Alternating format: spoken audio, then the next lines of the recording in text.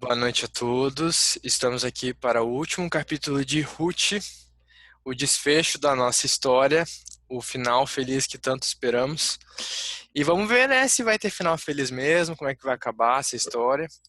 E quem vai estar aqui para descobrir junto comigo hoje é Henrique Girardi, Isis, Júlia, o João, o Gui, a Júlia Machado, a Laís, a Ana, o Davi, o Eduardo, a Sara Lopes, a Yasmin Machado, a Júlia Lima, a Manu Schneider e o Calorindo.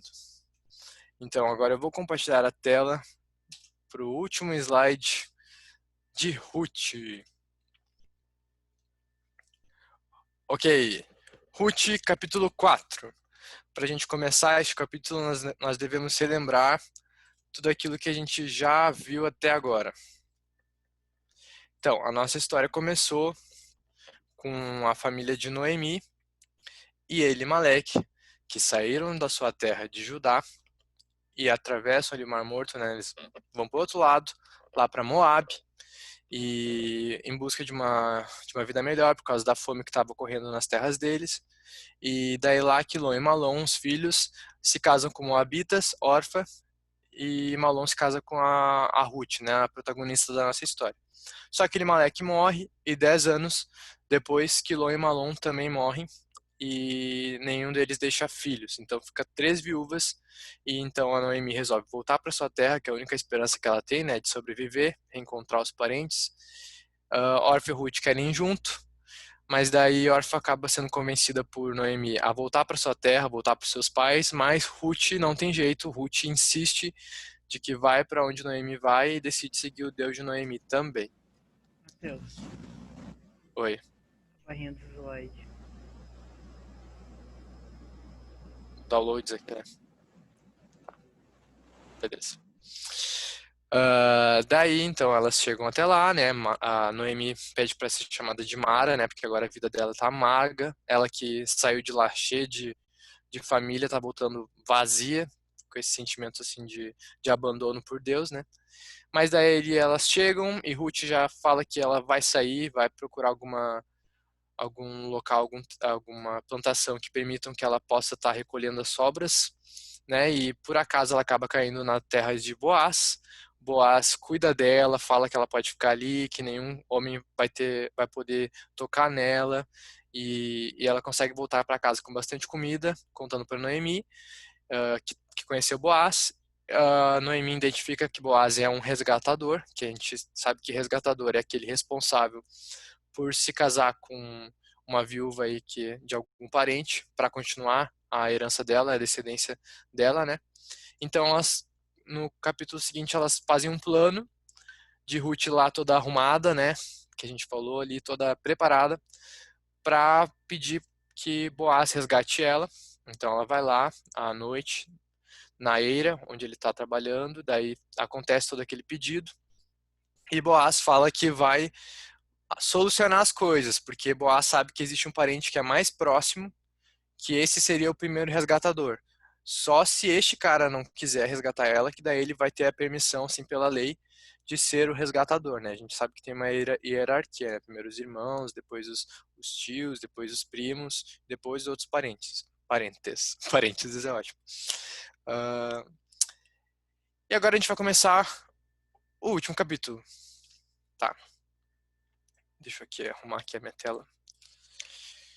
Uh, Capítulo 4. Boaz foi até o portão da cidade e sentou-se ali. Eis que o resgatador de que Boaz havia falado ia passando, né? O cara que teria o direito de resgatar a Ruth e Noemi. Então ele o chamou. Ó, fulano, chegue até aqui e sente-se. Ele foi e se sentou. Então Boaz chamou 10 homens dos anciãos da cidade e disse: Sentem-se aqui. E eles se sentaram, tá? Nessa época, o portão, né, da cidade era um local muito importante, porque ali funcionava mais ou menos que uma prefeitura misturado com um tribunal, tá? Ali acontecia todas essas negociações. E estes anciãos, né, estes homens assim sábios, mais velhos, eram aquelas pessoas que testemunhavam essas negociações e que decidiam os casos, né? Quem estava na razão, quase como se fossem juízes. A gente vê relatos disso lá em Deuteronômio já. ah, por exemplo, aqui, lá em Deuteronômio tem várias situações de quais seriam as punições para cada erro, para cada pecado, para cada situação que poderia acontecer entre as famílias, né? Em várias situações falam a seguinte sentença aqui, ó. Ah, ali no primeiro quadradinho. Ali tá falando sobre um filho rebelde, né? Ah, se tiver ali o filho rebelde que não obedece, não sei o quê, que não dá ouvidos, seu pai e sua mãe, no 19, né? O pegarão e o levarão aos anciãos da cidade, junto ao portão daquele lugar. Então ele está mostrando o que acontecia no portão. Ali outro caso ali sobre um cara casar e não gostar da mulher e para se livrar da mulher dizer que ela não era virgem.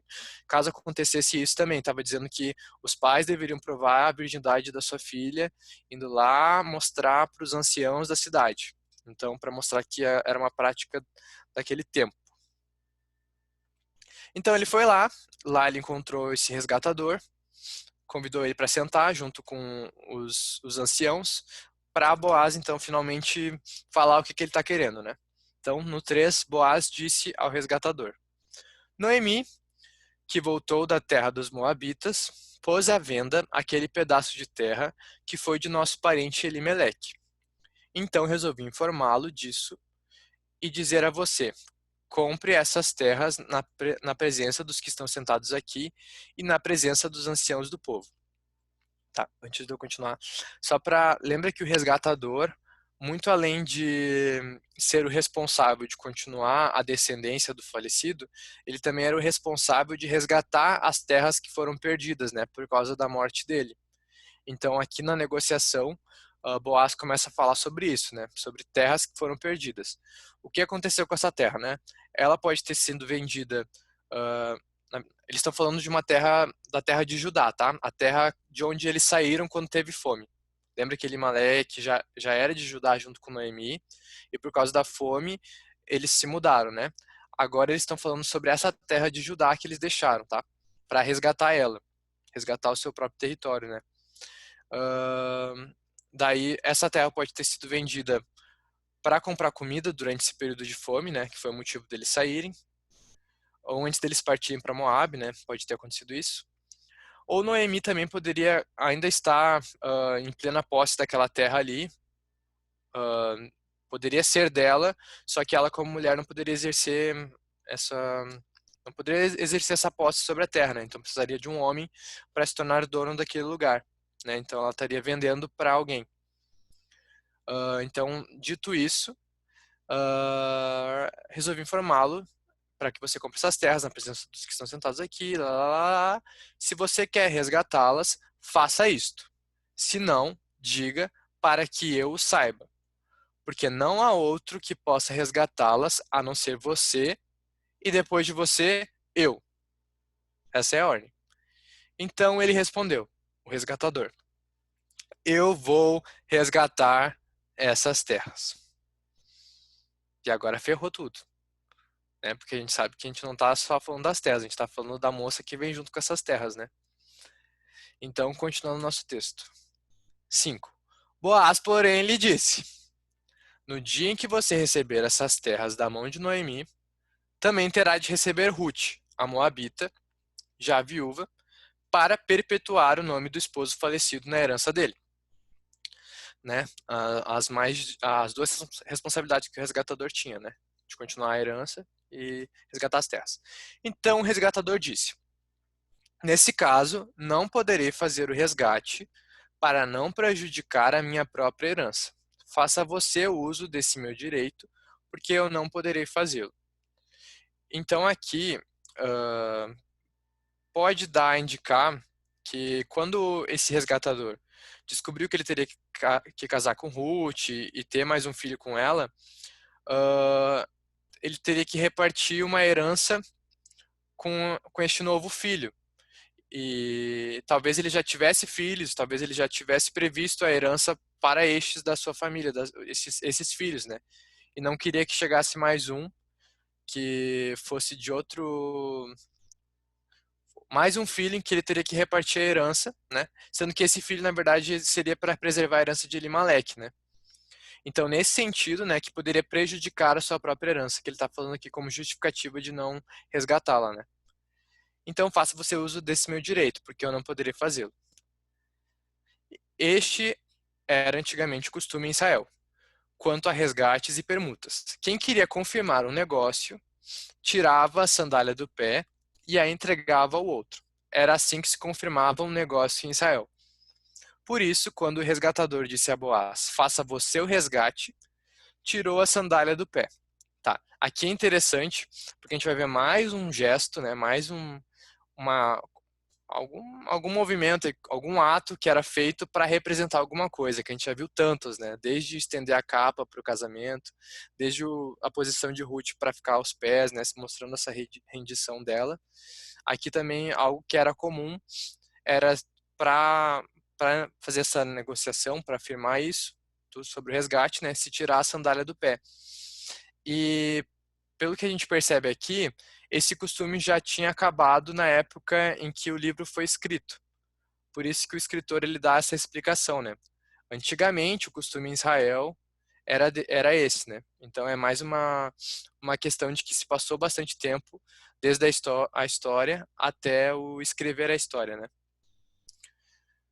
Então Boaz disse aos anciãos e a todo o povo: Hoje vocês são testemunhas de que comprei de Noemi tudo o que pertencia a Elimeleque, a Quilom e a Malom. Ah, e também tomo por mulher Ruth, a Moabita, que foi a esposa de Malom, para perpetuar o nome deste sobre a sua herança, para que este nome não seja exterminado dentre seus irmãos e do portão da sua cidade. Hoje vocês são testemunhas disso. Então, né, coitado do Boaz, né, infelizmente ele teve que ser o resgatador, ele precisou casar com a Ruth, ele nem queria. E daí ele tá afirmando tudo isso, né, a sua promessa para cumprir e ser o resgatador. E assim continuar a herança de Elimelec, para que o nome dele não seja exterminado dentre seus irmãos, e do portão da sua cidade. Aqui esse do portão da sua cidade pode dar a entender de que a família de Elimelec tinha uma certa importância e relevância naquela cidade, né? A gente vê o portão da cidade como o lugar em que acontecem as negociações, essas decisões aí sobre sobre a prefeitura, o tribunal da cidade, né, que basicamente era aquilo ali. Então preservaria esse nome, né, da família. Hoje vocês são testemunhas disso, né? Todas essas negociações para serem oficiais tinham que ter presente ali os anciãos vendo a negociação sendo feita, né? Todo o povo que estava no portão e os anciãos disseram: Somos testemunhas. E disseram a Boaz: Que o Senhor faça a esta mulher que está entrando na sua família, como fez a Raquel e a Lia, né? Raquel e Lia, elas eram estéreis e Ruth até esse ponto, ela também era estéril, né? Se passaram 10 anos desde a morte do Elimelec e durante esse tempo a Ruth não teve filho. A gente não sabe se ela era estéril mesmo, né? Mas ela, assim como Raquel e Lia, teve um grande período em que não teve filho, né? Então aqui a bênção era de que, assim como aconteceu com elas, né? Que edificaram a casa de Israel, que a gente sabe que das duas vieram todos aqueles filhos que nomeiam, que dão nome às tribos, né? Uh, Judá, Benjamim, Levi, todos foram filhos de Raquel e Lia, né? Que edificaram, por isso esse edificaram a casa de Israel, né? Então, que aconteça a mesma coisa que aconteceu com ela, né? E que você, Boaz, seja um homem poderoso em Efrata e que o seu nome se torne famoso em Belém, tá? Aqui bênçãos, né, sobre a vida dele. Confesso que eu não entendi muito bem o porquê que ele usa o termo Efrata. Eu pesquisei, eu vi que Efrata pode tanto significar alguém que vem da tribo de Efraim, Efrateu, quer dizer, pode significar alguém que vem da tribo de Efraim, então Efrata pode ter a ver com a região, ou também em muitos lugares ela é sinônimo de Belém. Podem simbolizar a mesma região. Então, basicamente o que a gente pode dizer é que estavam desejando palavras de bênção para que ele possa ser um homem poderoso, um nome poderoso ali naquela região. tá? Independente do que significar certinho, é esse o propósito dessa fala, né? 12.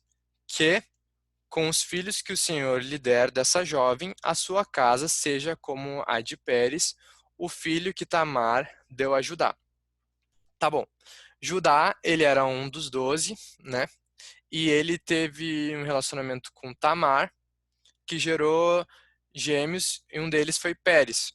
E se a gente vê na linhagem de Pérez, foi uma família que deu origem a grande parte da tribo de Judá. Então ele é um grande nome, um nome muito importante. Então, nesse sentido que estão falando que a casa dele também seja forte, assim como a descendência de Pérez tem sido até então, tá? E também essa história nos remete um pouco ao casamento levirato também, porque a história de Judá ali tem um pouco a ver também com isso, que o filho de Judá morreu, que era o esposo de Tamar, daí ela foi colocada ao irmão, né? E daí esse também morreu, e daí ela foi prometida ao outro irmão. Então nos remete a essa história também de resgatador. Ruth dá à luz Obed. Assim, Boaz recebeu Ruth, e ela passou a ser a sua mulher. Ele teve relações com ela, e o Senhor concedeu que ela ficasse grávida e tivesse um filho. Então aqui a gente vê que Ruth, que em alguns capítulos anteriores, né, ela se colocou, chegou até Boaz e quis se colocar como serva dele, né, desde o momento que ela chegou até a plantação e a colheita, falou que ela não tinha valor nem de ser como as servas de Boaz, e depois quando ela se colocou aos pés dele, né, ela se colocou como serva também, usando esse termo, né, mas muito mais do que uma simples serva, né, que seria só para continuar ter filhos, Ruth acabou sendo mulher de Boaz, né, sendo da família de Boaz. E então ali, aqui dá o final feliz ali de Ruth, né?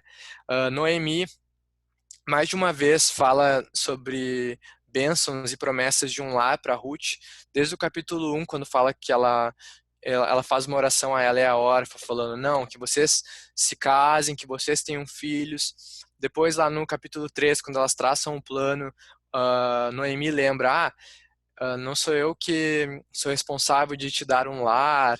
Então, daí ela começa a falar sobre esse plano para ela conversar com Boaz. Então, há essa promessa, há essa oração para que Ruth se case e tenha um filho, tenha recompensa. E aqui a gente vê finalmente isso se concretizando, né? Chegando o final prometido a Ruth, né? Finalmente. Então as mulheres disseram a Noemi: Bendito seja o Senhor, que não deixou hoje de lhe dar um neto que será o seu resgatador.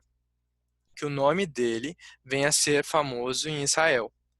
Nele você terá a renovação da vida e consolo na velhice, pois a sua nora, que ama você, o deu à luz.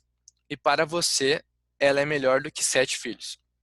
Tá, então aqui, as mulheres, né, disseram a Noemi, bendito seja o Senhor. Então aqui já mostra que para toda aquela comunidade ali, toda essa história foi um testemunho da fidelidade de Deus para com Noemi e Ruth. Não foi crido como uma simples coincidência, né?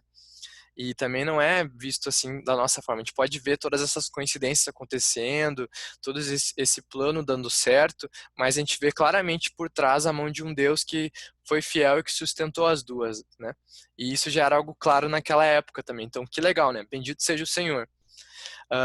Que não deixou hoje de lhe dar um neto que será o seu resgatador, né?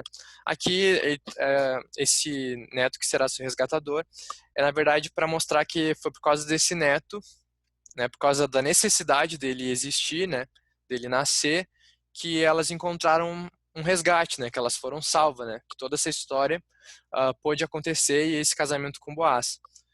Que o nome dele venha a ser famoso em Israel. E a gente vê depois que sim, a linhagem dele se torna famosa, né? Nele você terá a renovação da vida e consolo na velhice. Esse renovação da vida, né? No texto literal está escrito aquele que faz com que a vida retorne, né? Então tudo isso, esse renovação da vida, né? Esse trazer a vida novamente, Agora a gente está vendo que assim como o final se cumpriu para Ruth, também para Noemi as coisas se completaram nessa história, né? Se lá no capítulo 1 Noemi chegava a ajudar novamente, falando que seria a Mara, que ela voltava vazia, que o Senhor tinha tirado, ela tinha essa compreensão de que o Senhor tinha tirado tudo dela, né? Agora ela está tendo essa renovação da vida, né? Esse retornar da vida, né? Que foi encontrado nessa criança. Então, olha, nele você traz renovação da vida e consolo na velhice. Então se completou essa história para Noemi também, pois a sua nora, que ama você, o deu à luz, e para você ela é melhor do que 7 filhos. Olha que legal, né? O amor de Ruth, né, que ama você, era algo notório também para toda aquela comunidade. Ruth, que durante todos os capítulos sempre se manteve ao lado de Noemi, cumprindo a promessa lá do primeiro capítulo durante todo o tempo. A gente vê Ruth também obedecendo palavra por palavra de Noemi. E isso é tão lindo, isso tem tanto valor, que olha que legal, que forte isso, né? Ruth, essa nora, né, que a princípio não era nem uma familiar de sangue, ela é melhor do que 7 filhos. Ela perdeu os filhos dela, mas ela tinha a Ruth. E a gente vê claramente que o valor que Ruth tem na vida de Noemi, né? E que legal. E uma coisa super interessante é que o 7 na Bíblia é usado várias vezes para mostrar, se referir à plenitude, a algo completo, a algo perfeito, sabe? O mundo, por exemplo, foi feito nesse período de plenitude completo, de 7 dias. Então, esse 7 dá essa ênfase, né? 70 vezes 7 também, né? As vezes que a gente tem que perdoar, né? Então, tem esse sentido de plenitude. 16. Noemi pegou o menino no colo e passou a cuidar dele. As vizinhas lhe deram o nome, dizendo: Nasceu um filho para Noemi. E o chamaram de Obed. Este veio a ser o pai de Jessé, pai de Davi. Tá. Aqui a gente vê a relação de Noemi com a criança, que provavelmente ela seria uma cuidadora, né, que era um costume também ter uma mulher que ajudasse, né, a cuidar do filho. Muitas vezes essas mulheres cuidavam deste assim como relacionamento de mãe e filho mesmo, a gente vê em outras histórias. E aqui a gente já sabe o nome da criança, que é Obed. E Obed a gente vê que vai ser o pai de Jessé, que o Jessé é aquele que Samuel encontra para procurar um rei, né? E Jessé, ele é pai de Davi. E a gente vai ver melhor sobre essa genealogia aqui nos últimos versículos da história, né? E essas são as gerações de Pérez. Pérez, a gente lembra que é o filho lá de Judá, tá? Então a gente está meio que vendo a história da tribo de Judá e a importância de Ruth nessa história e o como Judá dessa tribo vai vir o grande rei de Israel, Davi, tá? Ó. E essas são as gerações de Pérez. Pérez gerou Esrom, eu não sei se é assim a pronúncia, né? Mas Esrom gerou Rão, Rão gerou Aminadab, Aminadab gerou Nasson, Nasson gerou Salmão, Salmão gerou Boaz, Boaz gerou Obed, Obed gerou Jessé e Jessé gerou Davi, tá? Alguns nomes que são interessantes a gente citar dessa grande família, né? Uh, Peraí, deixa eu só ver aqui a minha anotação. Nasson, que tá ali, ó, vocês estão identificando ali o Nasson, ele, ele era cunhado de Arão. Arão, o irmão de Moisés. Então, Arão se casou com uma mulher, e essa mulher, que eu não me lembro o nome dela, tinha esse irmão chamado Nasson, tá? Outro nome interessante também é esse Salmão. Salmão, ele gerou Boaz. Mas uma coisa que eu não sabia, que eu não tinha me tocado, é que tá, beleza, Salmão, então, ele é o nome do pai do Boaz, o Boaz que a gente conhece nessa história. Mas quem que é a mãe? A mãe é Raabe. Então, esse Salmão casou com Raabe, né, que ela ajudou lá no tempo de Josué. Ela estava na terra que seria conquistada, né? Então ela ajudou os israelitas, sinalizando para ele lá. Eu não vou entrar dentro da história, né? Mas então ela é a mãe de Boaz, e que gerou Obed, e Obed gerou Jessé, e Jessé gerou Davi. E é isso, gente. Essa é a grande história de Ruth, né? Foi muito legal estar com vocês durante esse tempo, né? Então agora o último slide mudou. Agora não é continua, agora é the end, que nem como a gente estava falando lá no início dessa call aqui, que não tem como terminar feliz um filme, uma série perfeita sem ter essa grande cena de casamento e de criança nascendo. E é assim que termina o livro de Ruth também. Beleza? Pessoal, vamos aplaudir, pessoal. Abrir o microfone. E... O pessoal que tá dormindo já. Bater panela, isso aí, meu. Muito bonito. Vou pausar aqui.